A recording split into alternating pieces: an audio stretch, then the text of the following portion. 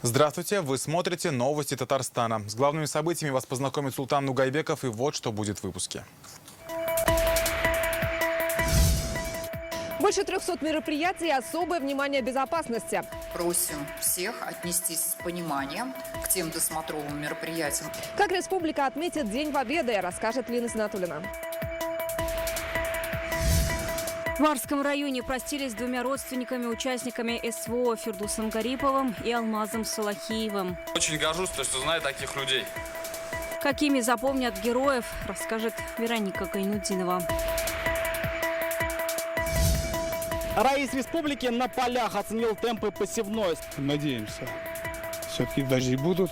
Если дожди будут, значит все хлеба одновременно выйдут. Справляются ли аграрии с ранней кампанией, выяснял Рамиль Шайдулин.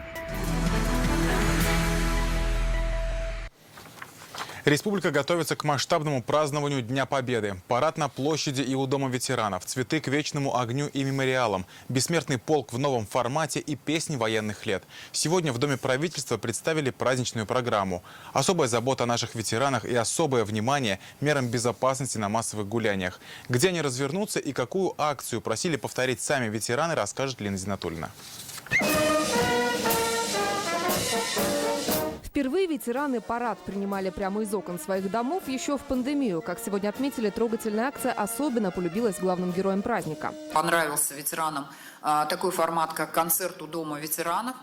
И эту акцию сами ветераны «Труженики тыла» просят продлить. И, конечно, опять-таки учреждения культуры, учреждения образования и молодежной политики, активно принимающие участие в этом мероприятии, и в этом году продолжат парады во дворах ветеранов. Только в Казани ко Дню Победы будет порядка 150 мероприятий. Так, уже 4 мая в сквере Новоровского откроют 26-метровую стелу «Казань. Город трудовой доблести». Здесь же высадят сад памяти. 9 мая начнется с возложения цветов к воинским захоронениям, мемориалам к вечному огню. Праздничная программа в Парке Победы будет идти весь день.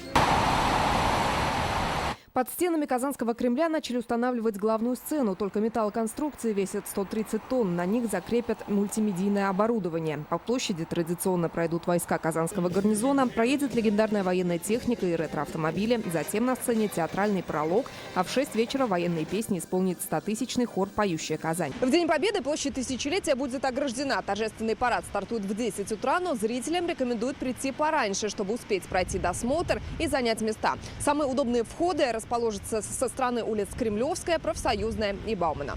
При проведении мероприятий для жителей республики и гостей мы особое внимание уделяем организации безопасности проведения данных мероприятий. И, конечно, просим всех отнестись с пониманием к тем досмотровым мероприятиям, о которых Аргат Усманович еще скажет. Здесь от муниципальных образований потребует своевременная подготовка площадок проведения мероприятий, создание необходимой инфраструктуры безопасности, контрольно-пропускные пункты, барьерное ограждение, металлодетекторы и других технических средств безопасности и ограничений доступа. Всего задействуется более 4000 сотрудников правоохранительных органов, около 300 сотрудников военнослужащих Росгвардии. По республике в мае пройдет более 350 мероприятий. Фестивали, выставки, акции, квесты, кинопоказы и спектакли о войне. Среди них спектакль «А зори здесь тихие», который будет поставлен в Нижнекамском драматическом театре. Также в Буинском драматическом театре будут организованы спектакли. Но отдельно стоит отметить мероприятие в Альметьевском муниципальном районе, где будет открыта доска Закии Туишевой, которая являлась участницей Великой Отечественной войны, после чего свою профессиональную деятельность связала с Альметьевским театром, являясь там режиссером и актрисой, народной артисткой Татарстана. Сейчас в республике проживают 14 277 ветеранов Великой Отечественной. Больше 10 тысяч из них – труженики тыла. Обратите внимание, в 3 раза произошло уменьшение в сравнении буквально за последние 5 лет. И, конечно же, сегодня количество инвалидов у нас непосредственно 59 человек, непосредственно участников Великой Отечественной 172 человека, 95 человек – это жители блокадного Ленинграда. Для ветеранов действуют программы социального обслуживания, льготы, программы ухода на дому, обеспечения лекарствами и жильем. В День Победы они получат федеральные выплаты и подарки от Раисы Республики. Лина Зинатуллина, Данил Филатов, ТНВ, Казань. Почетное звание предприятий трудовой доблести сегодня присвоено 2 татарстанским заводам. Указ подписал райс республики Рустам Миниханов. За вклад в победу в Великой Отечественной войне, трудовой героизм и самоотверженность работников награды удостоены Менделеевский химический завод имени Карпова и Кукмурский валяльно-войлочный комбинат. В годы войны химический завод выпускал более 20 видов оборонной продукции. Кукмурский комбинат отреставрировал 6 миллионов пар обуви, которые привозили с фронта. Также произвел для солдат более 1,5 миллиона пар валенок. Сейчас в Татарстане 16 предприятий трудовой доблести. Ранее почетные звания присвоили Казанскому авиационному и вертолетному заводам, научно-исследовательскому институту химических продуктов и другим предприятиям. Одно из предприятий трудовой доблести – Казанский пороховой завод. Сегодня ветераны предприятия собрались в парке Петрова. Здесь прошел митинг, посвященный 78-й годовщине победы в Великой Отечественной войне. Заводчане, труженики тыла, школьники и студенты возложили цветы к барельефу героям Советского Союза. Почетным гостем сегодня стал 96-летний Джаудат Ахмедшин. Казанскому пороховому заводу он посвятил всю жизнь. В цехе электропроизводства проработал 46 лет. На митинг пришла и герой соцтруда Лия Мухамедзянова. На завод она устроилась сразу после 10 класса, стаж работы в пороховом – 62 года. В годы Великой Отечественной войны пороховой завод произвел столько тонн пороха, сколько не производил за все предыдущие 150 лет. Ключевыми, вот сегодня ветераны сказали, являлись разработки, которые позволили победить врага. Это заряды для легендарной «Катюши», оружие победы. В первые вообще дни войны ушло 200 человек сразу на фронт, хотя могли не уходить и остаться работать, имея бронь. А остальные сражались здесь в тылу, приближая победу в тылу. Работая по 16, по 20 часов. После этой школы пришла работница, работала. Потом, значит, знали, что он, наверное, ответственный человек. Ответственную работу начали давать. Потом бригадиром поставили, мастером. 5 человек работали из нашей семьи.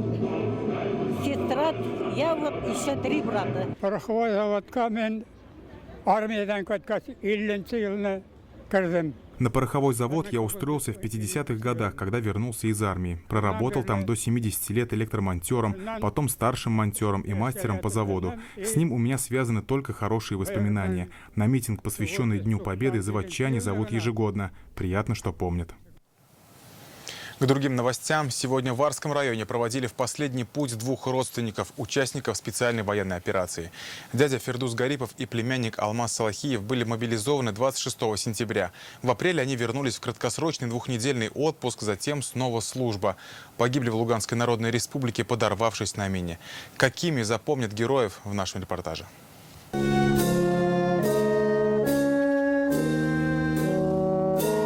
Перед школой в селе Новокиши-Ташского района сотни людей. Все они пришли проводить в последний путь 2 родственников – Фирдуса Гарипова и Алмаза Салахиева.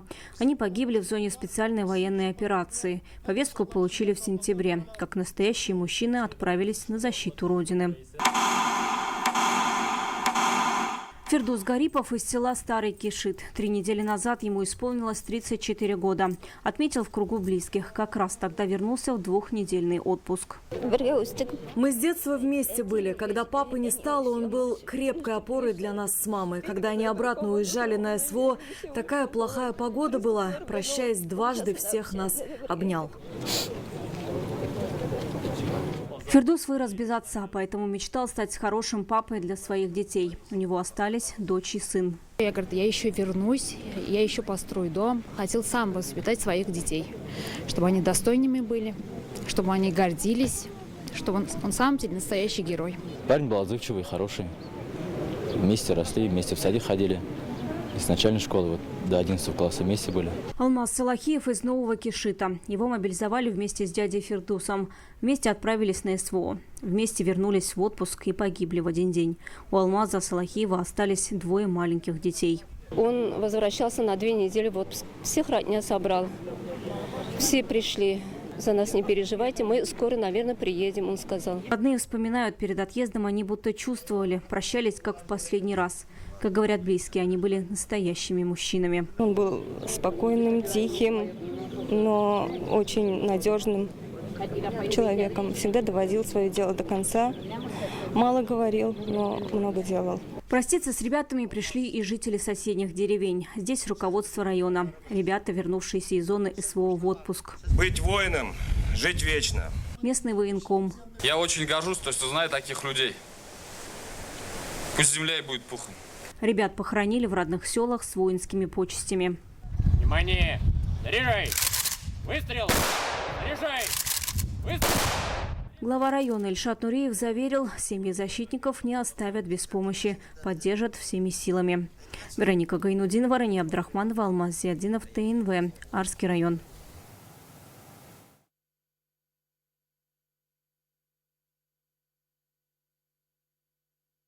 Русский народный праздник «Каравон» в этом году пройдет 28 мая. Традиционно в селе Никольское Лаишевского района. Дата утверждена указом Рустама Минниханова. Изначально «Каравон» – престольный праздник. Сейчас это массовые народные гуляния и фестиваль русских фольклорных коллективов. В прошлом году на него приехали 170 творческих объединений из 20 регионов страны. С 2003 года «Каравон» проводится на республиканском уровне. Дождей ждут аграрии республики. Об этом они сегодня говорили и Раису республики. Рустам Минниханов побывал с рабочей поездкой в Тукаевском районе. Он ознакомился с ходом посевных работ. Район уже засеял больше 70% площадей. В ряде хозяйств засеяли почти все и уже вносят удобрения. Однако уже остро ощущается нехватка влаги. По словам аграриев, если дождь не пойдет в ближайшие дни, то на урожай, сопоставимый с рекордным прошлогодним, надежд уже меньше. Однако работы надо завершать. Что еще остается засеять, как в районе, так и по республике, расскажет Рамин Шайдулин.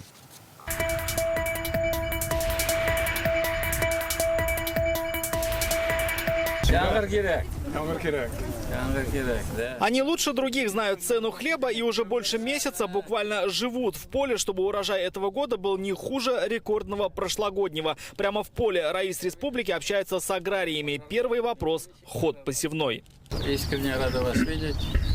В добром здравии. Самое главное, Несмотря на то, что район находится бок о бок с промышленными челнами, он один из лидеров республики по животноводству. В последние годы делает ставку еще на овощеводство и растениеводство. Площадь пашни почти 95 тысяч гектаров. Каждая корова дает почти по 7 тонн молока. Да, по личным подсобным хозяйствам тоже у них идет плюс, Рустам Валерьевич. Они с личным подсобным хозяйством тоже работают. И в крестьянских фермерских хозяйствах по поголовью и по коровам у них с плюсом идут. Такая слаженность приносит плоды. В районе завершают сев и уже вносят удобрения. Механизатор Рафис Шеребжанов считает, все благодаря ранней весне. На его памяти такое бывало только раз. Помните, чтобы такая весна была ранняя? Ну, помню, да, в каком году, я не знаю уже. Если раньше в это время работы только начинали, то в эти дни на финишной прямой уже ряд районов республики. Лидирует Тетюшский, здесь осталось засеять чуть больше 5%. Буинский меньше 10%. Замыкает пятерку лидеров Заинский, Муслюмовский и Елабужский районы. Если финишная прямая как-то и выглядит, то только так, как эти ровные борозды после внесения удобрений. Кукурузу в хозяйстве Гаган засеяли почти полностью. Теперь надежда только на дождь. Почва становится сухая. Надеемся. Все-таки дожди будут. Если дожди будут, значит, все хлеба одновременно выйдут. Прямо с поля Рустам Минниханов отправляется в новый парк отдыха в поселке Новый. Площадка была построена за счет средств бюджета республики. Здесь находится первый в Тукаевском районе памятник Габдулле Тукаю. Рустам Минниханов возложил цветы. Возложив цветы и к монументу неизвестному солдату, Раис республики пообщался с ветеранами Шаукатом Ахмедназиповым и Мажитом Хабибулиным. В районе проживают 6 ветеранов и тружеников тыла. Рустам Минниханов поинтересовался их здоровьем, жизнью и поблагодарил их за крепость духа.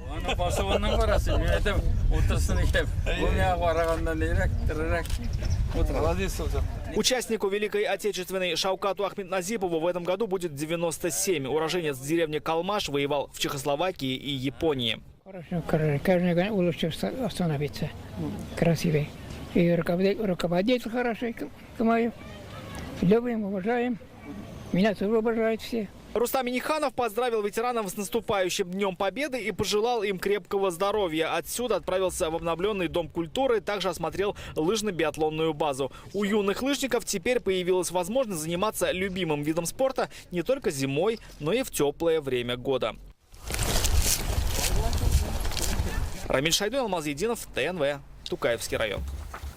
Рустам Минниханов сегодня также ознакомился с ходом посевных работ и в Муслюмовском, Мензелинском и Нижнекамском районах. В Муслюмово засеяли 82% площадей. Как сообщил глава Минсельхоза Марат Зебаров, несмотря на высокий рейтинг эффективности, в районе снизилось поголовье КРС, уменьшилось количество ЛПХ.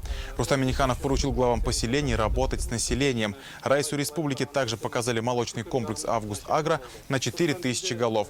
Здесь работает 18 доильных роботов. Такого количества на одном предприятии в России нет. В Мензелинске посевную планируют завершить на этой неделе. В районе ведется работа по растениеводству, строительству животноводческих комплексов. Здесь Райс республики посетил Камский бекон. На предприятии содержится почти 9000 голов КРС. В прошлом году произвели 10 тысяч тонн молока и 207 тонн мяса. На поддержку сельского хозяйства в этом году направили больше 5 миллиардов рублей. Пока все проекты, программы все выдерживаем.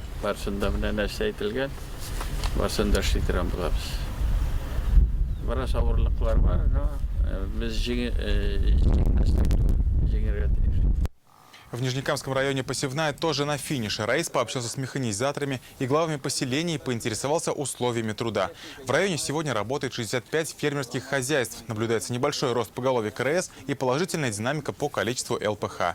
Нижнекамский район в рейтинге по эффективности занимает 11-е место в республике, отметил глава Минсельхоза.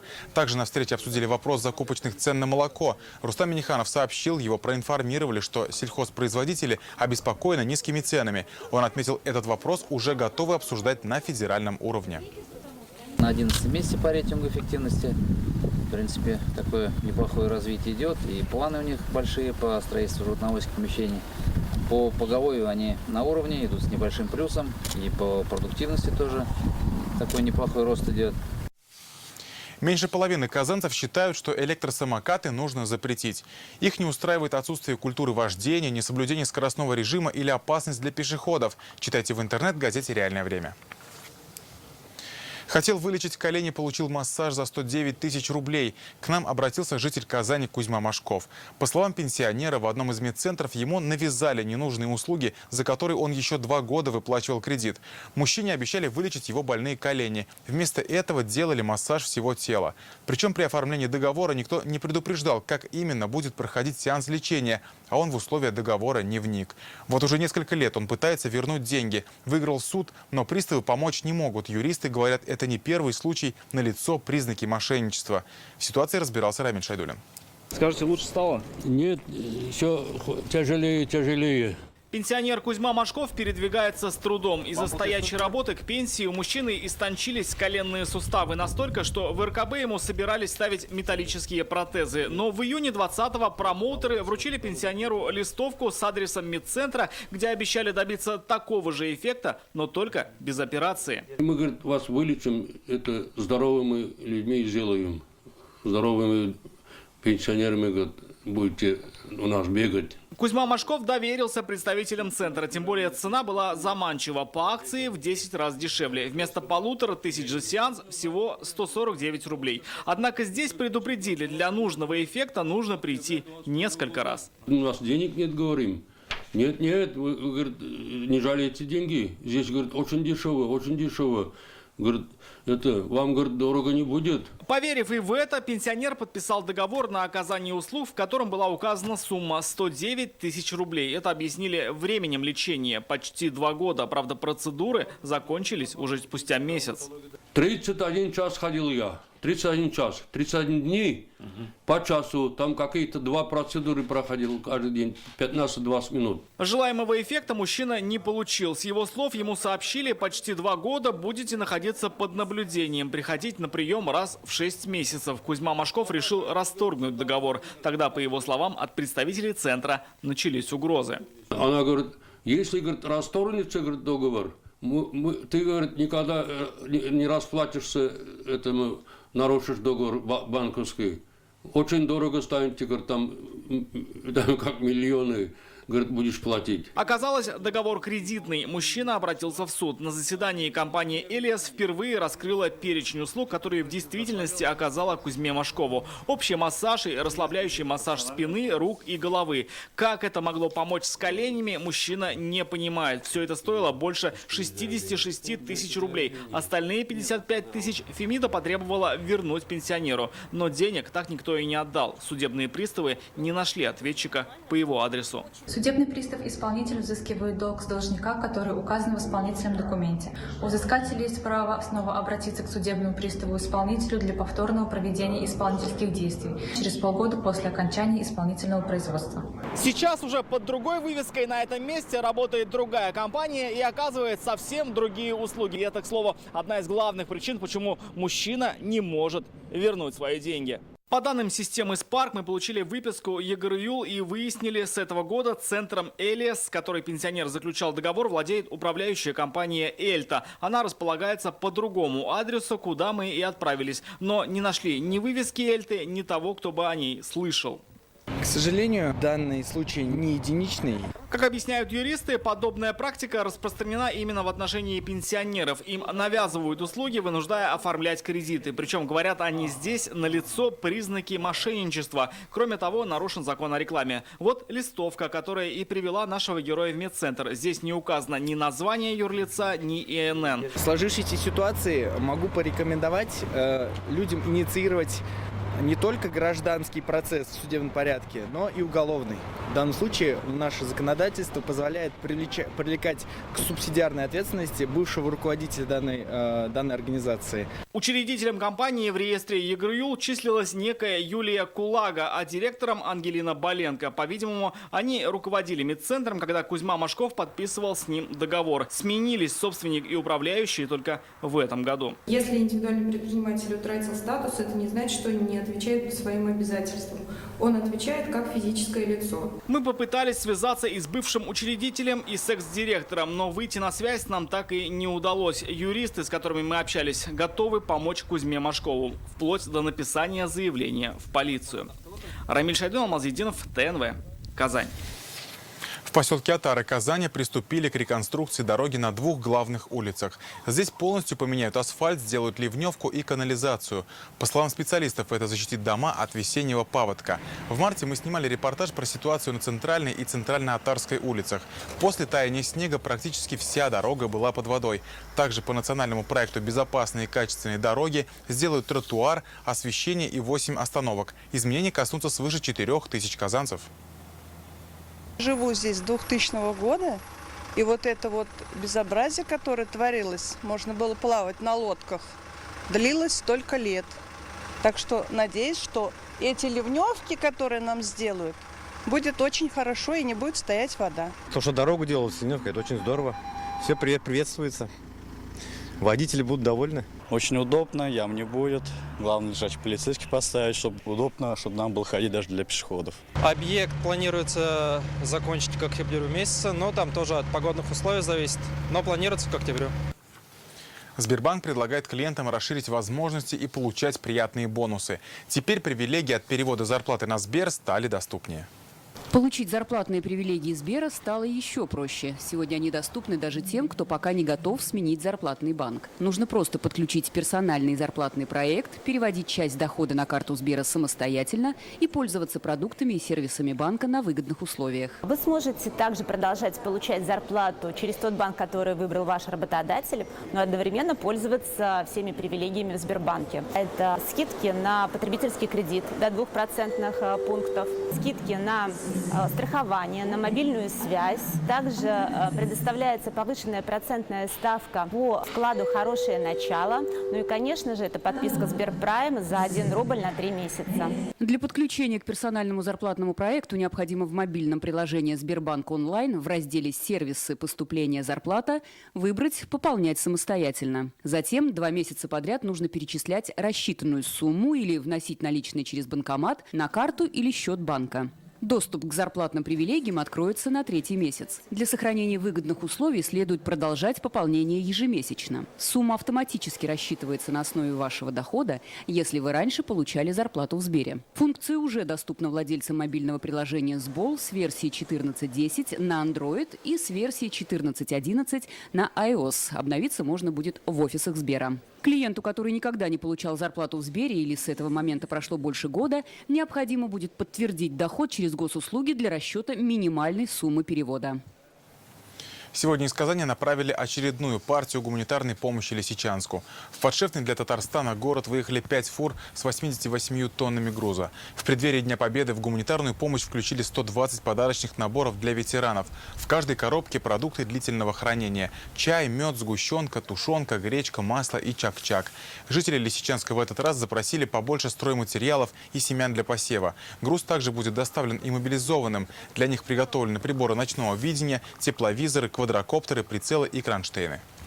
Мы направляем 120 подарков в честь 9 мая и надеемся, что до них донесется частичка тепла казанцев и поздравления от их лица. Всего со старта работы гуманитарной помощи Лисичанску из Казани было уже направлено с учетом сегодняшних 48 больше грузов. Это более 900 тонн продукции. Особо порадовала просьба лисичанцев по посевному весеннему материалу: морковка, лук, все, что нужно для приусадебных участков.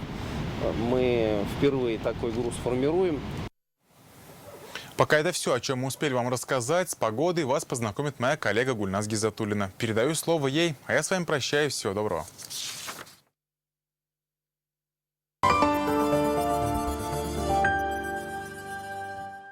Лучше синица в руках, чем журавля в небе. Зачем выбирать? Держи журавля. Центрофинанс объявляет суперакцию. Оформи заем до 30 июня и участвуй в розыгрыше полностью беспроцентных займов. Ты не ослышался. Центрофинанс подарит бесплатные на всю жизнь займы. Хочешь узнать, как получить? Приходи в офисы Центрофинанс. В местах, где движение регулируется, пешеходы должны руководствоваться сигналами регулировщика или пешеходного светофора, а при его отсутствии – транспортного светофора.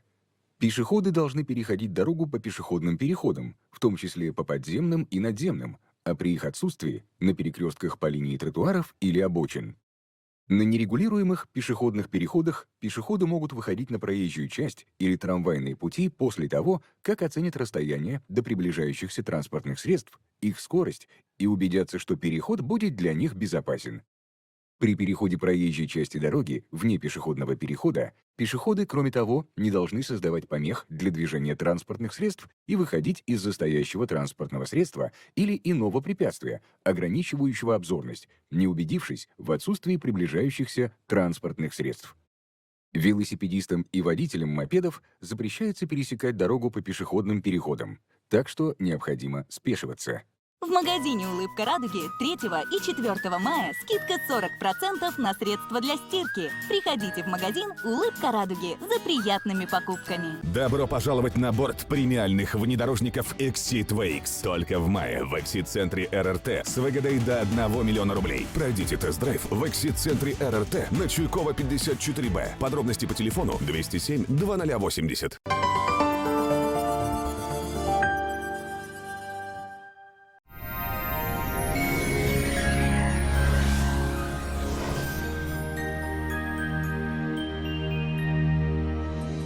Здравствуйте! В студии Гульназ Гизатуллина. В прошедшие сутки погодные условия в районах республики отличались как по наличию и количеству осадков, так и разбросу температур.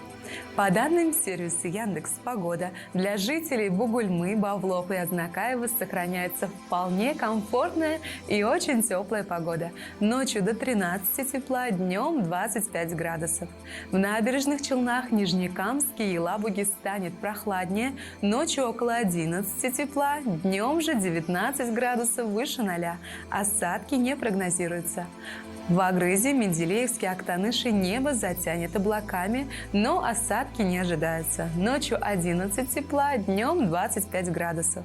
Прохладно в Арске, Кукмаре, Балтаси. Ожидаются небольшие дожди в ночное время и около 10 тепла. В дневное без осадков и всего 16 градусов выше 0. В Болгаре, Дрожжином, Буинске ночью также пройдут дожди. Температура понизится до 9 градусов тепла, днем осадки не ожидаются. Температура повысится до 18 градусов выше 0. В Альметьевске, Чистополе, Мамадыше облачно, но без осадков. Ночью температура понизится до 10 тепла, днем ожидается 18 градусов со знаком плюс. В последующие сутки осадки не наблюдаются, температура немного повысится. По прогнозам синоптиков, первая декада мая будет на 4 градуса выше климатической нормы. В столице республики ожидается облачная погода в ночное время и ясная днем. Ночью до 10 градусов тепла, днем же 18 градусов выше 0. Ветер северо-западный с переходом на западный, умеренный. Атмосферное давление 759 миллиметров ртутного столба. Влажность воздуха составит 67%. Магнитное поле Земли неустойчиво. Завершаем наш выпуск пожеланиями радости и добра. До скорых встреч и берегите себя.